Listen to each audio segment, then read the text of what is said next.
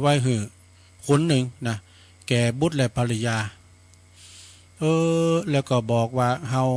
คือบิดาแล้วก็สามีของเจ้าเนอะแต่ว่าเฮานี่ก็มีความปิ้นหงแล้วก็มาถือกำเนิดเป็นสัตตลิสารปิ้นนั้นพญานกหงทอง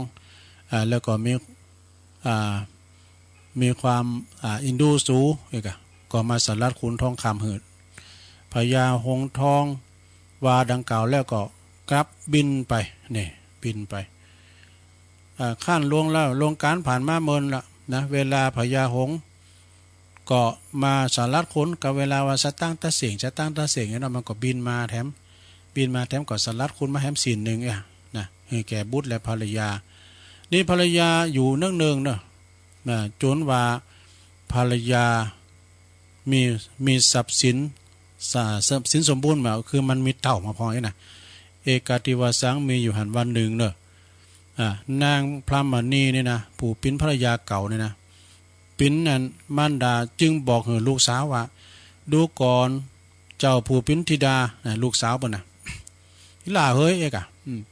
เวลาพญานกหงทองมาทำกล้ามเนี่ยปากันจับไว้เลยนะซึ่งปิ้นบิดาของเจ้าเนี่ยนะถามมาทำกล้ามมาอยู่เนื่องเฮาก็มีบริบูรณ์หลายอย่างแล้วถามมาทำกล้ามเนี่ยนะจวยแม่จับเนี่ยแล้วถ้าทกขุนออกหมดแล้วไอ้วะแล้วขุนข้ามออกมาเอาตะลอยกำเดียวลอยตังรัดเฮาจวยกันจับพญานกพญาหงทองเด้อไอ้นะถอนขุนมาหือเสียงแล้วก็จะได้กินไปนานวะ มีความกึดไปอย่างนั้นนะนางพรามณีบอกหือลูกธิดาก็ห้ามมันได้ไปเย็นเลยแม่ไปเย็นเด้ออินดูเปิ้นเฮามีกินมีอยู่ถึงวันเนี่ยก็พอดีรู้หอมได้ไปรับจ้างใส่ลำไยเนี่ยเฮาไม่ได้ไปรับจ้างมาหอมเฮาหนูมีอยู่ไม่กินถึงวันเนี่ยก็ดีแล้วรู้นะแม่อย่าไปขี่โลบเนอะลูกสาวมันห้ามว่าห้ามจะได้ก็มาหือกระทำนะแต่ว่ามารดานะก็มันบ่ฟังเฮ้ยลูกยิงห้ามมันก็บ่ฟังครั้นว่าลงเลยมาวันพญาวันที่พญาหงทองนั้นมาถึงกันเนาะนางพรามณีกับนางพรามณีผู้ปิ้นภรรยาเก่าเนี่ยจับเอาพญาหงทองถอนขุนนะจุนมดเสียงบินไปบ้านใดแล้วกันเนี่ยนะเพราะมันมีขุนลูกสาวก็จึงเล่งงั้นไหวจุนขุนปีกออกมดแล้วก็บินเข้าสู่ป่าหิมปานแล้วก็สิ้นกาลนานม้ามปีกมาแทมซ้ำเลยวะนะมันไปมาโหเนาะขุนที่พญานกลุงทองนะขุนถอนออกมานะกลับกลายเป็นขุนธรรมดาไปหมดวะมันจะเป็นขุนทองมันจะเป็นทองสักคำวะนี่สถาแม่ก็ปลาแม่ลูกก็ปลากันต่างหากมาก็นกก็พญานกยุงพญานกหงทองก็มาทำซ้ำลูกกับแม่ก็เลยปลากันอดอยากจนอนาถาเหมือนเดิมน่าเนี่ยอยู่ดีมว่าดี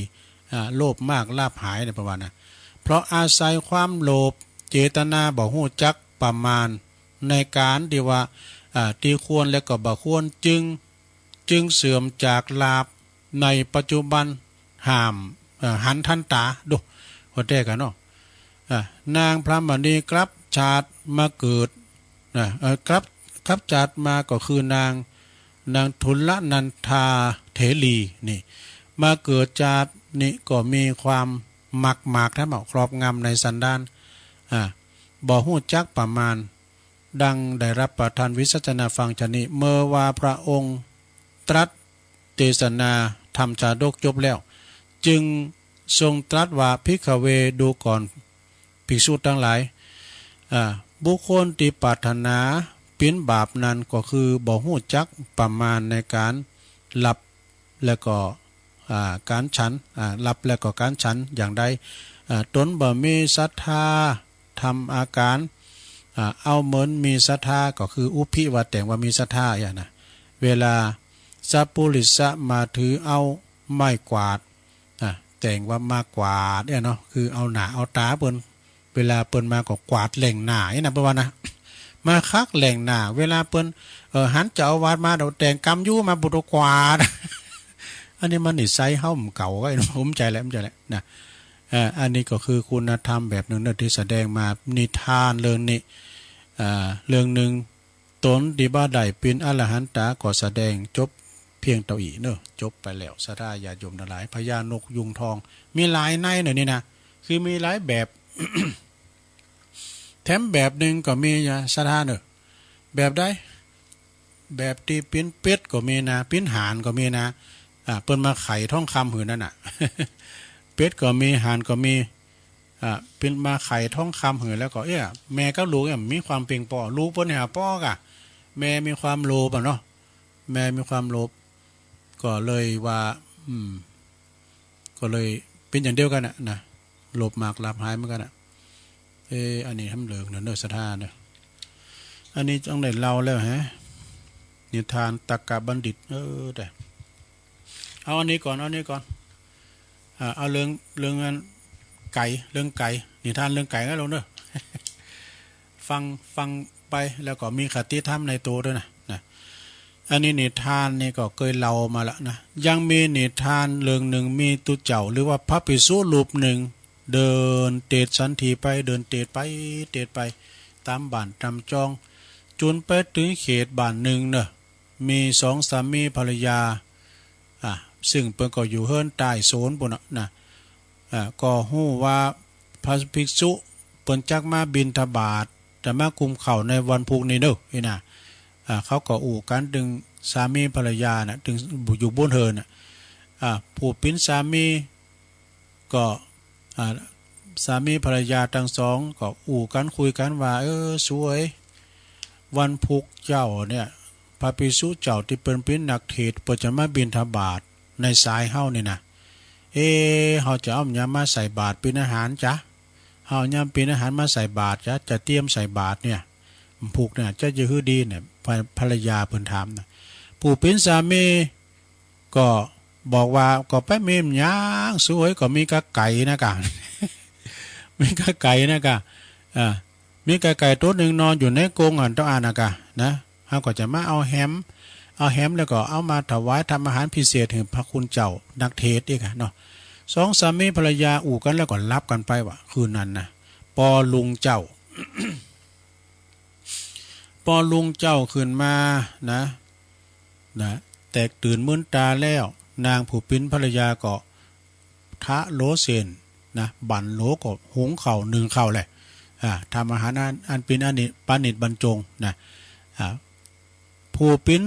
สามีก็ต่างยั้งเข้าไปที่กรงไก่เอาไก่มา เอาไก่มาแฮมมากะเนาะมาขาปิ้นอาหารเนาะเอามาทำปิ้นอาหารวันนี้รสชะอาหารโอชะผู้ปิ้นพอถึงเวลาเนาะพระคุณเจ้าพระภิกษุนั้นก็เดินทางมารับบิณฑบาตได้มาเอาเข่ามารับเอาเข่าบาตรกับสองสามีภรรยาก็ใส่บาตรย่อใส่เก่าใส่โหได้แต่นะเจาะใส่เก่าใส่โหขอปุรานิปานังปรัมมังสุขังตุเจ้าก็ปันป้อนสัพปีติโยวิวัจันตุกะสับปันป้อนแล้วเรียบร้อยก็เอาเข่าอาหารเนี่ยใส่บาตรเรียบร้อยนะพระภิกษุชุดนั้นสวาตุเจ้านักเทศน์นั้นก็กลับไปนะเอาเข่าไปก็กลับไปชั้นที่วัดปุ่นนะไก่ต้นนั้นนะสดาอุดเรื่องไก่ที่มันตายไปแล้วนะไก่ต้นนั้นเมื่อมันตายไปแล้วก็ไปเกิดเป็นไก่อยู่ที่ในหมอนาหกว่ะตัวใหญ่เต่าจ้างนี่ว่าไก่ต้นนั้นโอ้ไก่มันเราเป็นไก่ไก่แล้วก็มีเดยมันนะเดยมันในคมมันมีดโกนว่ะพุทโธนี่ก็เลือกไก่จุนหล่อปลาก้อยไงเนาะพระภิกษุรูปนั้นเนาะอู่นึกว่าตัวเจ้ารูปนั้นทุนนั้นที่เปิ่นไปบิณฑบาตนะก็ได้มรณภาพไปนะก็ได้ไปเกิดไปตัวหาไก่ต้นนั้นว่ะไปตัวหาไก่ต้นนั้นที่หมอนะหกวนนะไก่ต้นนั้นเมื่อก้องหันพระภิกษุรูปนั้นนะก็ตั้งยั้งเขามามีความโกรธว่ะมีความโกรธเกลียดหือกับตัวเจ้าตัวนี้นะแล้วก็กล่าวว่าผู้เฒ่าสองสามีภรรยาได้ขาเขาก็ย้อนตุเนี่ย กันตุมาบิณฑบาตนะขาก็มันตายไอ้กะประมาณนั้นน่ะมีความโกรธพระภิกษุรูปนั้นนะก็เลยไปเอาอันปากจะงอยปากไปจิกนะไปซักภิกษุตัวนั้นนะตายจากนรกสินกรรมวิบากนะ เมื่อว่าสินกรรมวิบากพอไก่ตีจุน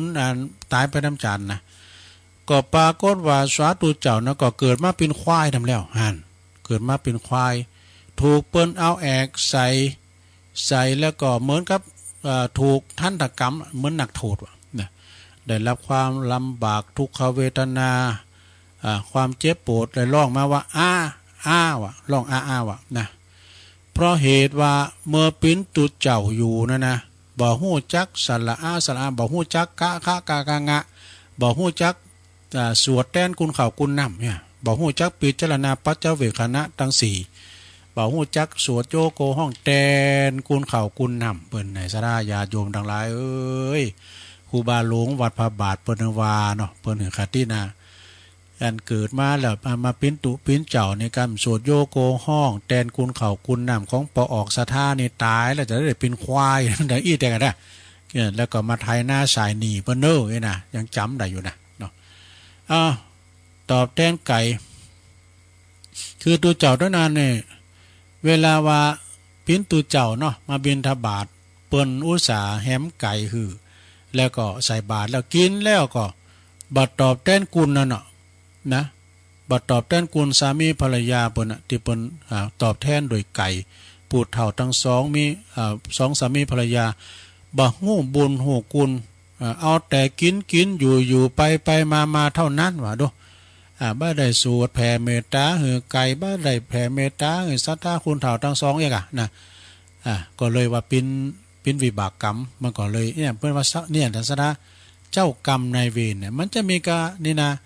สัตว์สิ่งเหงห้อยปิ้นแมงโง่โตควายที่เฮากินจิ้นกินเน้อเปิ้นปิ้นเจ้ากรรมนายเวรเฮาทั้งหมดการทำบุญแผ่ไปของเขานะเขาจะมาจองกรรมจองเวรจองหลังจองเพราะทุกภพทุกชาติในสถานกับเปิ้นทำบุญต้านหาเจ้ากรรมนายเวรเนี่ยนะและต่อเนื่องเนี่ยมีสามเณรแถมตนหนึ่งว่ะนะสามเณรแถมตนหนึ่งก็ได้บวชในบวชเป็นสามเณรบวชเป็นเณรเนาะบ่ฮู้จักปัจเจเวคณะแล้วนะบ่ฮู้จักอันนี้กับปฏิสังขายโยอย่างนี้กันเนาะบ่ได้ตัวสวดแต้นคุณข่าวคุณน่ะแม้แต่ครั้งเดียวก็บ่ได้กระทำปัจเจเวคณะเอาแต่กินอยู่ไปมาเมื่อตายไปแล้วมรณภาพไปแล้วนะเน้นนะก็ไปตกอยู่หมอดนาหกอาจุมว่ะอาจุมก็คือมูลคือขี่ในมรณะสุมาเนอะพี่น้องพ่อแม่แล้วก็ญาติโยมที่บนเป็นเจ้าภาพโบสถ์นะแล้วก็เลงสามเณรนะเนาะสูงเข่าสูงน้ำถึงวันเมื่อเขาหมดนั้นตายไปก็ไปหาเณรว่ะจะไปหาเณรจะไปขอส่วนบุญดีแต่อุปถากอุปธรรมนะไปถามว่าของต้านติดตานเห็นเนนน่ะมีในมดขอหน่อยล้อน่ะสามเณรก็บอกว่าเตียนเขาปิ้นเจ้าภาพโบสถ์เนนเห็นเนนก่อนนั่นน่ะมีที่ไหนขอหน่อยล้อบุญน่ะมีไหนขอบุญหน่อยล้อสามเณรก็บอกก็ตอบว่าเฮาบ่มีบุญเฮามีหยังจะเลี้ยงดูโยมหรอกมีแต่อาจม มีแต่อาจมเนี่ยก็ปากันกินอาจมว่ะปากันกินอาจมนี่เถิดเนี่ยดูโยมก็กินอาจมเน้นก็กินอาจมโยมว่ะเนี่ยเลงกันโดยอาจมไปมาจุนสิ้นวิบากกรรมนะโยมเนอะ เมื่อสิ้นวิบากกรรมแล้วนะก็ได้มาเกิดเป็นแมงโง่เป็นโง่ทำแล้วเอาโทษเน้นนะสิ้นวิบากกรรมแล้วมาเกิดเป็นโง่โตปู้โตเจ็ดใหญ่แล้วปวดโทษปรากฏว่าเกิดมาเป็นโง่จาดเดียวเนอะเขาก็ไปเชิญว่ะเขาก็เอาไปข่าไปปาดตกปูนกันแล้วก็เอาหนังมันนะก้อยนะบ่าเอาหนังมันนะเอาเป็นหนังกองนะบ่า เอามาปิ้นหนังกองให้ว่ะ3ข้างกันว่ะฮะนะเอามาปิ้นหนังกองหรอว่ากองหนังโง่หรอกนะก็ได้รับความแสนทรมานลำบากเนอะนะเจ็บก็เจ็บห้องให้ว่าอัจจมายาวะนะพอว่าตอนนั้นที่เป็นสามเณรเนี่ยบ่ฮู้จักอัจจมายาทั้ง4เอาแต่กินอยู่ไปมาเที่ยวขึ้นเที่ยวลงเท่านั้นเองจบสดาญาติโยม อันนี้จะได้คักสูตรคักโยกันเนาะ จบลงไปนิทานธรรมเหมือนกันเด้อสดานิทานครูบาเขาปี มันเราสู่จู้กันฟังเนาะศรัทธาญาติโยมต่างหลายแถมบทหนึ่งก็จะมีเนี่ยอันนี้จะนิทานเด้อศรัทธาเป็นกรรมโบราณนี่อันเนี้ยเป็นกรรมโบราณก็โดยนะอาจจะมีโฆษณาเป็นกรรมอะไรลงเด้อเป็นกรรมโบราณ38ข้อหรือว่ามงคล38จ้ะเป็นเชื่อใดนะก็ลองฟังผ่อนเด้อเป็นข้อคิดนะเป็นข้อไปเองอะนะกรรมโบราณ38อย่างกันเด้อถึงจะโบราณแต่ก็ยังทันสมัยอยู่เป็นจะได้ทันสมัยก็คือว่ามันมี38อย่างนะมงคล38ประวันหนึ่งมะเดือยาฆ่าเป็นไปคือกล้าไม่เดือจ้ะเนาะ2ป่าจ้าอย่าหนีก็จะไปหนีไปที่ไหนหอดได้เข้าป่าจ้าอยู่เวลาเฮาหมดลมหายใจ3บดีอย่าทำสิ่งที่มันดีเฮาก็ไม่ต้องทำ4บัดจำก็อย่าสอนถ้าว่าคุณมันบัดจำก็ไม่ต้องสอนมันอ่ะมันถึงมาอ่านอ่ะนะ5คนงอนอย่างง้อมันอธิบายหลายนะมันหนักเนาะ6คนล้ออย่าเคืองเนี่ยเป็นล้อเป็นโอ้เป็นวาเหอะเขาจะไม่เคืองเป็นข้อที่7โกเปิงก็จะไปใจนี่การใจนี่ฮะต้องมีน้ำเลงเขานะไปซื้อนี่มาก็บ่าเนี่ยเหลือนั่นตั้งทอนเนี่ยเอาปั้นไอ้นะ8อย่าไปบ่ไปก็อย่าเข็นเนี่ยกับเพิ่นไปกับเพิ่นต้องไปเข็นเพิ่นไป9ไม่เล่นก็อย่าชวนจะไปโจรเพิ่น10ตีล้วนก็อย่าหนีนะ11มินีก็อย่าเหนียวนะมินีก็ใจจะไปเป็นว่าเฮ้ก็จะไปอันฮักหนีฮักสินแล้วมีก็ใจไปเฮ้ตัวหน้าเฮามีแลนไปหาเพิ่นได้อยู่นะกันเฮายืมไปมาแล้วใจเปิ้นนั่นน่ะคุณบักเก่าเพราะว่าเต็ดน้ำทุ่มตั้งว่ะแหมกำเฮาตุกไหลเขียนใจเฮาจำเป็นมันไปยืมเปิ้นๆหือแล้วอันเก่าย้ำได้ตอนนี้มันมีข้ออ้างข้อที่12ความเปลี่ยวอย่าปล่อยแน่ข้อที่13อย่าใจบ่อยอย่าบ่นข้อที่14คนจนแต่ใจคนอย่าเชื่อใจคุณเขาไปเจอข้อที่15ลูกเสืออย่าเล่งเนี่ยลูกเสือลูกจระเข้เพิ่นว่าข้อที่16เสบียงอย่าขาดเนี่ยเสบียงกังเขาเนี่ยจะไปขาดนะเขานำโภชนะอาหารเสบียงก็คืออาหารการกินเสบียงกลางเนาะข้อที่17ฉลาดอย่าโกงเนี่ยฉลาดแกมโกงนะบัดดีข้อที่18ไม้โค้งอย่าดัดนี่ไม่กดไม่โกงนี่จะไปดัดมาซื้อมาถึงซื้อไม่เล็กแบบว่าไม่กดเปิ้นเอามาแผงคอเล็กงอเปิ้นเอามาแผงเขียวนี่นะข้อที่19ปากจัดอย่าด่าโตโรกันเปิ้นปากจัดแล้วไปด่าเพื่อกันเนี่ยเปิ้นใส่มาโผโผนะข้อที่20ครูว่าอย่าเถียงกันครูว่าแล้วจะไปเถียงนะเปิดเป็นครูบาอาจารย์เฮาเนาะข้อที่21บ้านเอียงอย่าขึ้นบ้านเฮาเบงนี่จะไม่ขึ้นเด้อแล้วก็ข้อที่22อย่าไม่กลืนอย่าอมการทำเกินอย่าอมแล้วก็ข้อที่23เนี่ยยาขมอย่าคายยาเนี่ยมันเป็นยาขมเนาะหวานเป็นลมขมเป็นยาเปิ้นถึงว่าอ่านนะข้อที่24เสียดายอย่าทิ้งนะก็เสียดายกับแปลควางเอาไว้หั่นน่ะข้อที่25ไม่จริงอย่าพูดนะก็มันแต่จะไปอู่เตอข้อที่26นะเหม็นบูดอย่ากินอาหารการกินตอนเวลาหน้าร้อนนี่ให้ดีเนี่ยมันบูดไปกินเนี่ยต้องเสนะโลเนอะข้อที่27คนกินอย่ายุเนี่ยคนกินอย่ายุข้อที่28คนดุอย่าต้าปดโตมันโศกนะนี่นะเนาะมือมันถึงนะนี่นะจะไปต้ามันเลยนะข้อที่29คนบ้าอย่ายั่วนี่คนที่ข้อที่30คนกลัวก็อย่าไปแย่เปิ้นข้อที่31ก็คนแก่อย่าเบียดข้อที่32ค คนเกลียดก็อย่าใกล้นี่เปิ้นจังเขาไปไก่เปิ้นข้อที่33หมั่นไส้อย่ามองนี่ข้อที่34จองหองอย่าคบนี่ข้อที่35ไม่พบอย่าหาข้อที่36หมูหมาอย่าเหยียบเนี่ยไปเหยียบมันจะครบข้อที่37ได้เปรียบอย่ายิงสุดท้ายลงเนอข้อที่38ผู้หญิงอย่าหลงเนี่ยอย่าหลงเนอทุกเพราะว่าถ้าคุณมีติ่งเนื้อที่น่ารำคาญเหล่านั้นขึ้นที่คอโปรดจบลงไปละสถาโฆษณาพอดีจ้ะจบลงไป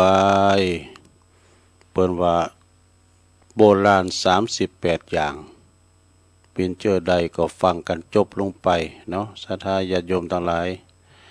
นำเสนอเนาะศรัทธาได้ฟังกันไป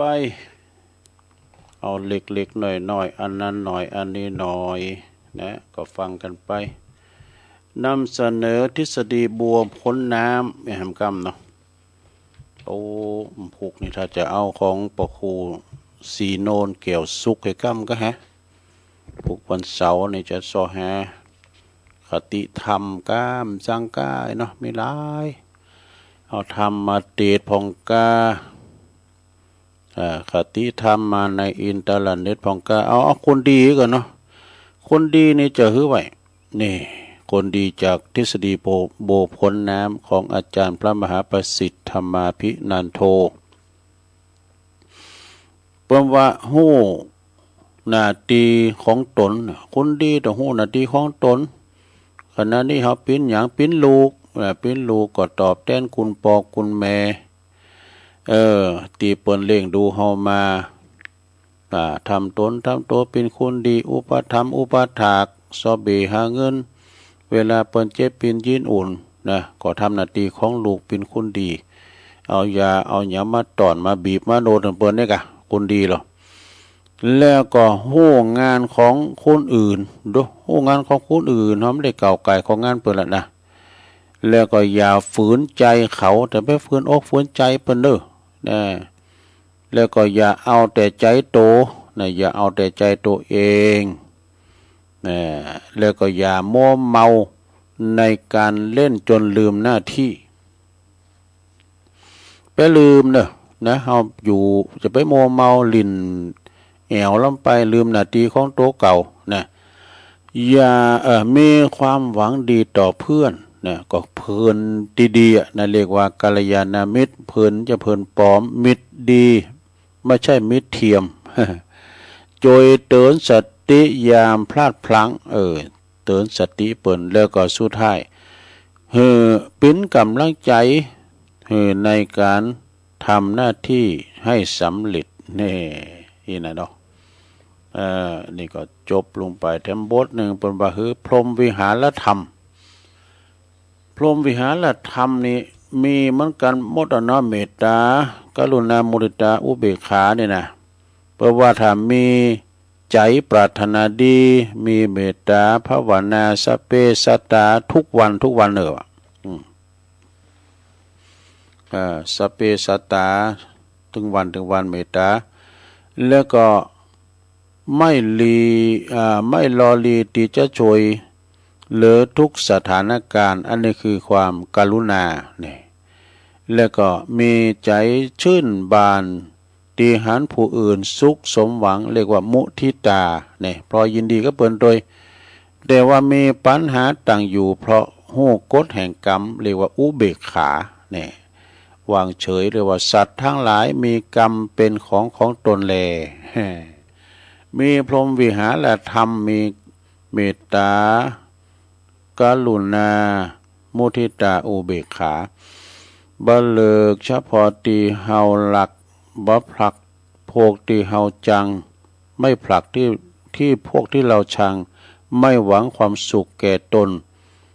ไม่หวังผลตอบแทนบ่หวังผลตอบแทนสักสิ่งสักอย่างละนะแจมบทหนึ่งเพิ่นว่าอันนี้ก็เน็ตเป็นกันในโลกเด้ออานิสงส์ของพรหมวิหารธรรมรับ ไปโดยความอิ่มอกอิ่มใจนะรับก็เป็นสุขนะนี้ตื่นมาหน้าตาอารมณ์แจ่มใสตื่นขึ้นมาก็เป็นสุขนั่นน่ะนะบ่ฝันหันไล่ทุกกรณีบ่ฝันหันไล่หือตื่นตกใจ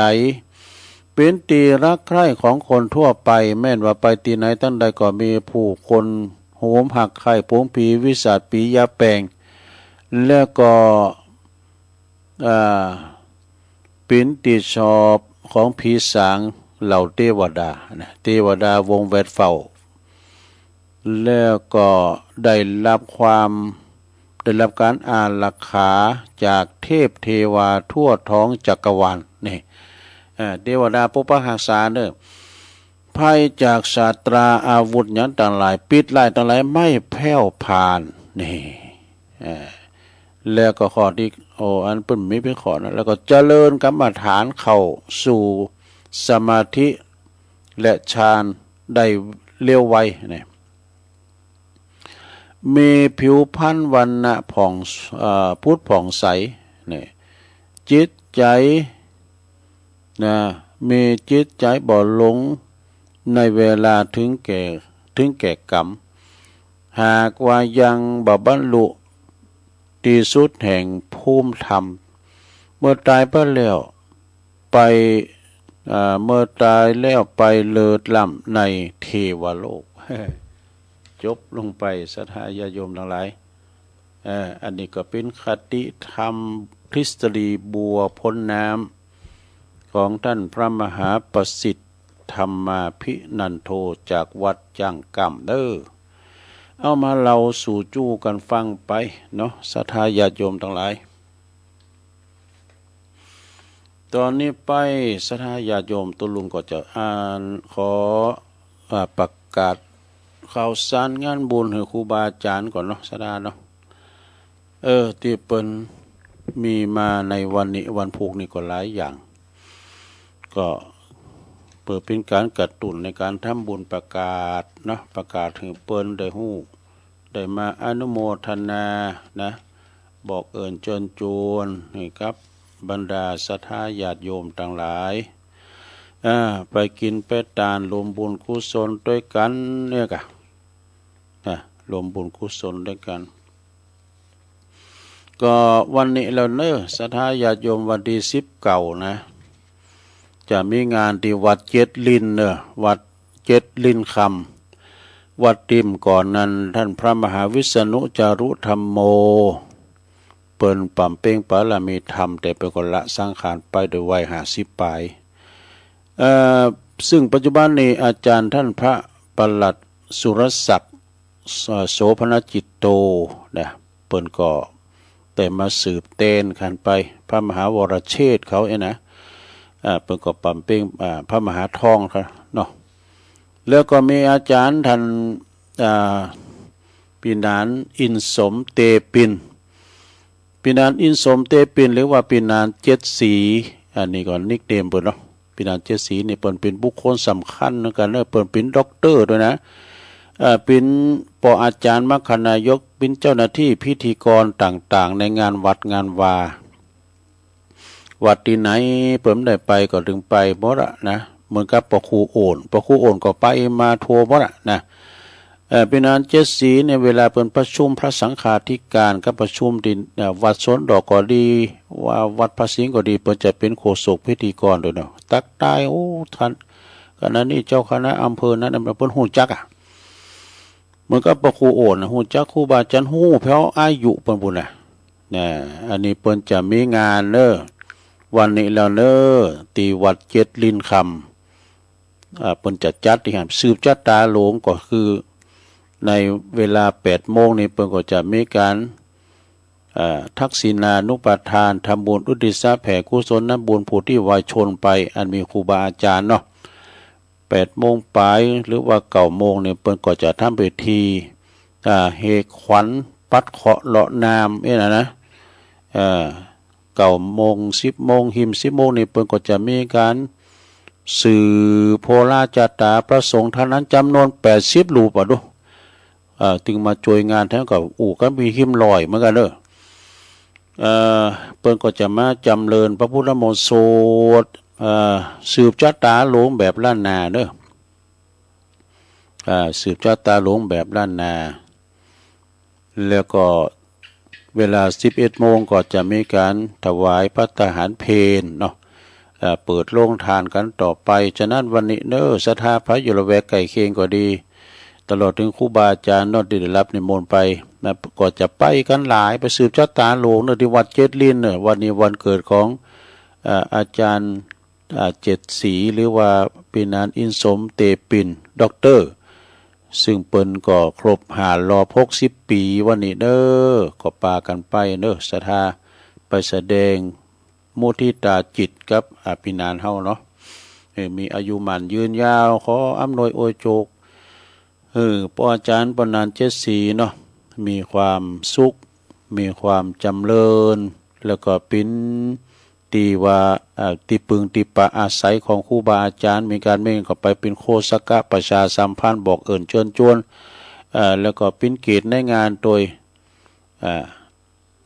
มีสุขภาพสมบูรณ์แข็งแรงเน้อพี่นานเน้อต่อไปก็งานที่สองก็งานหล่อตีนเฮานี่กะนะผูกแล้วเน้อศรัทธาญาติโยมที่สถาบันธรรมาภิวัตรก็ไปประกับครูบาอาจารย์พันนักจัดรายการบัดจัดรายการก็ดีเพื่อจะไปจุไปจำกันที่หันที่สถาบันธรรมาภิวัตรนะก็โดยอาจารย์ท่านพระอาจารย์ครูบาอาจารย์เนาะก็จะไปกันหลายตั้งเมืองฝางก็ดีเจียงแสนเจียงไฮ้เมืองเปรเมืองนานก็จะมาหุเนาะคืนถึงไหนก็ใจถึงหันไอ้โลปนวานะอาจารย์สาธิตธีระปัญโยเปิ้นก็จะได้ยินดีต้อนรับเนาะโฮงตาลก็จะไม่หนักไม่หลายเปิ้นก็จะมีทำพิธีต่างๆเนาะจะมีซอฟังดอกลูกศิษย์ลูกหาของอาจารย์เสน่ห์กาหลงเขาตุปิเกเขาแล้วจะได้พบปะกับมัคคณายกกิติมศักดิ์เนอะโดยท่านวิโรธอินทนนท์นะเป็นศาสตราจารย์ด็อกเตอร์วิโรธอินทนนท์จะมาทำหน้าที่เป็นมัคคณายกพบปะกันได้เนาะศรัทธาญาติโยมทั้งหลายในวันพุกนี่ก็สายบุญแต่ละสายก็มาจุมาจำกันนะมารวมหล่อเตนประจำปีเนอะวันนี้ก็ครูบาอาจารย์ก็จะไปนอนกันก็หนักหลายนะศรัทธาญาติโยมโดยเมตตาธรรมอาจารย์ท่านพระครูอภิวัฒนวิกรมประธานคืนสีขาวแล้วก็จัดงานในครั้งนี้ตัวเนาะครูบาดอยเขาก็จะมากันหมดวันพุกนี่นะศรัทธาญาติโยมก็ไปเนอะพระจะไปปูจ้าบริจาคหน้างานก็เต้นแผ่นเต้นนั่นก็แผ่นละ20 บาท5 แผ่น100นะแล้วพระจะปักตุนกันทำไหมกะปักตุนกล้วยก้ามสังกานี่เขาจะเอาไปตานบุญเอาดูดอยอินทนนท์เพื่อเอาดูจะเอาไปดอยอินทนนท์ในเมตตาธรรมพระอาจารย์เบิ้มพร้อมโดยท่านผอ.ปุณะบุญตานที่สูงที่สุดเนี่ยที่เปิ้นจะมีการหล่อฐานเจดีย์ตัวไปติ่วปูนด้วยกันนะวันที่20พวกเนอไปปะกันเนอไปจูประจำกันเนอพี่น้องหลายตีหลายต่างก็ปะกันไปนะต่อจากนั้นก็วันที่28-29 มิถุนายนก็งานบุญทรงน้ำพระธาตุประจำปีวัดวังสะแกงเนอตำบลวังผางตุลุงแหวงเขาจะมีงานจะมีมหรสพหลายอย่างเพราะว่า4 ปีในมีเตอนะถ้าว่าปีได้เป็นปีอธิกรรมาสเพิ่นก็จะจัดได้กรรมหนึ่งนี่นะที่ควงแก้วอารามวัดวังสะแกง28-29ก็ไปปะกันตุลุงก็ไปนะในวันมีแข่งกองหลวงมีแข่งเปตองมีซอ2 วันก่อนมีย้อนยุคนะมีมวยปุถุหันคายมวยลูกพ่อวังเนาะนะไปเนอะต่อจากหันก็วันที่30 มิถุนายนแล้วก็1 กรกฎาคมก็งานส่งน้ำพระธาตุใส่ขันดอกตัวที่วัดกูงูลืนเนอะกูงูลืนบ้านสันเจริญตำบลน้ำดิบอำเภอป่าซาง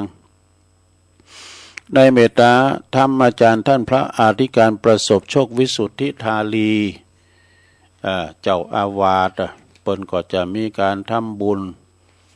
ส่งน้ำพระธาตุปิ้นประจำกูปีสถาญาติโยมนะ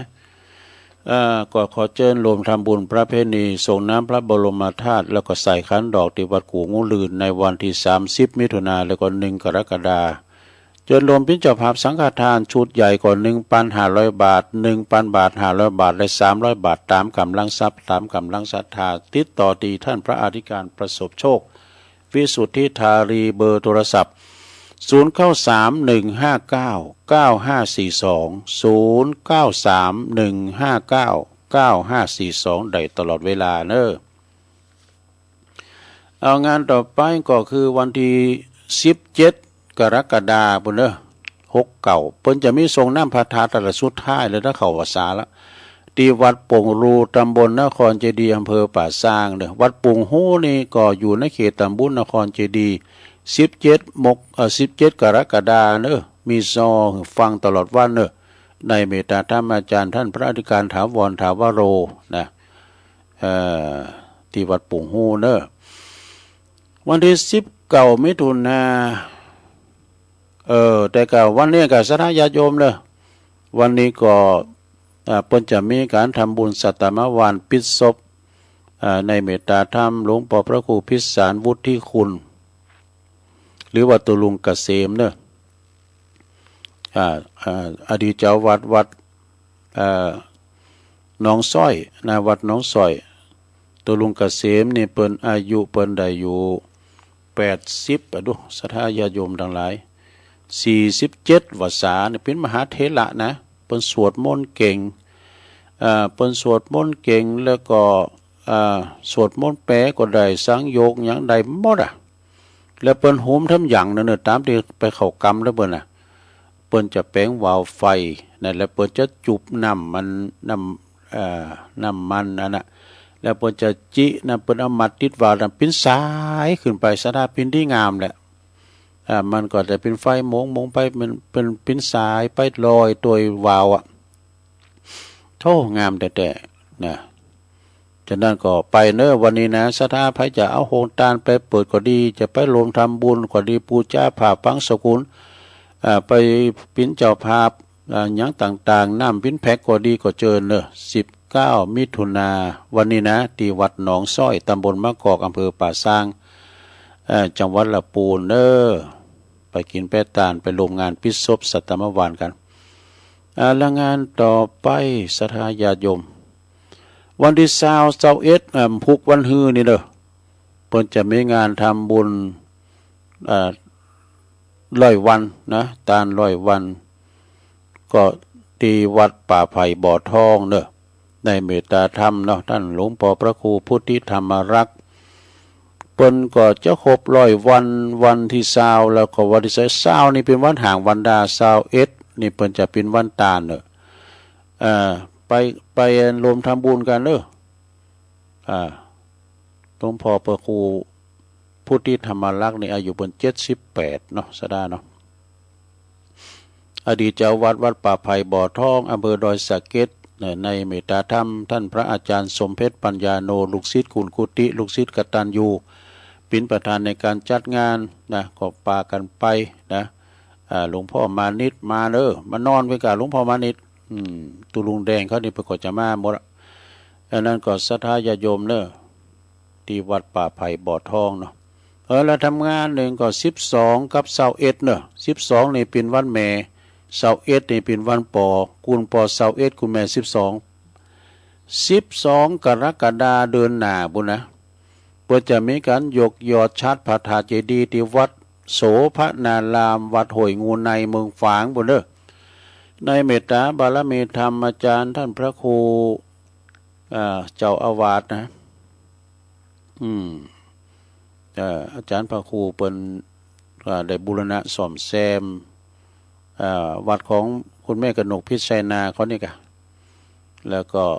ในเมตตาธรรมหลวงพ่อพระครูสุจิตานุรักษ์ตัวเนอร์เปิ้นก็เป็นเก้าเป็นการในการสร้างเนาะแล้วก็คณะลูกศิษย์ลูกหาประเดชพระคุณท่านเจ้าคุณพระพรหมมงคลก็มีคุณแม่จันฟ้องกิ่วแก้วเขาเนี่ยเปิ้นไปบูรณะตุยนะ 12 กรกฎาคมเดือนหน้านี่นะเวลาก็ตั้งแต่9 โมงเป็นต้นไปเนาะตีเมืองฝางวัดห้วยงูในแล้ว21 กรกฎาคมปุ่นเพื่อจะไปตานเตีนกันที่ดอยอินทนนท์ตานที่สูงที่สุดในประเทศไทยแล้วก็จะไปติวปูนด้วยกันโดยนะตีดอยอินทนนท์ในเมตตาธรรมอาจารย์ท่านพระอาจารย์เบิ้มนะแล้วก็ทางท่านผอ.นี่เปิ้นก็เข้าร่วมประชุมกันอาทิตย์วันนั้นอาทิตย์15ที่ผ่านมานะก็ไปกินไปตานกันไกลอยู่เนาะทำงานในตุลุงก็ได้หันไล่เนาะหรือว่าเปิ้นส่งมาแสดงความอาลัยในพระมหาเถระระดับผู้เจ้าคณะผู้ปกครองนะในเมตตาบารมีธรรมหลวงพ่อพระครูพิพัฒนกิจโกศลนะหลวงพ่อเจริญจันทสโลเปิ้นเป็นอดีตที่ปรึกษาเจ้าคณะตำบลบ้านแมเขต1อดีตเจ้าอาวาสวัดบ้านดงตำบลบ้านแมอำเภอสันป่าตองเปิ้นเจริญอายุมาได้อยู่61 พรรษาเปิ้นละสังขารไปศรัทธาไผอยู่ละแวกไก่เคงกับวัดบ้านดงก็ดีตำบลบ้านแมก็ไปจุมไปจุไปเจ้าไปรวมทำบุญกันทุกคืนนะกูคืนกันได้นะที่วัดบ้านดงอำเภอสันป่าตองเนาะตำบลบ้านแมกันได้ศรัทธาญาติโยมทั้งหลายไปกินไปตานกันเนาะคงจะบ่มีอย่างแล้วกันเนาะศรัทธาญาติโยมผู้ก็มาปะกันทำวันพุธตุลุงก็จะมากิจกรรมนะกิจกรรมยกวัดมาบ้านกันต่อไปวันนี้ก็สมควรเวลาก็จะได้นำรายการจากล่าศรัทธาไปก่อนก็เดี๋ยวก็ฟังตุลุงแดงต่อจากตุลุงนี่แล้วก็ท่านไมตรีคเวสโก6-7 โมงกันต่อไปผูกปักกันหมายโจดีมีใจเมื่อกันจุโกนจุทันจัตตาโลธรรมาวาตันติอายุวันโนสุขังปะลัง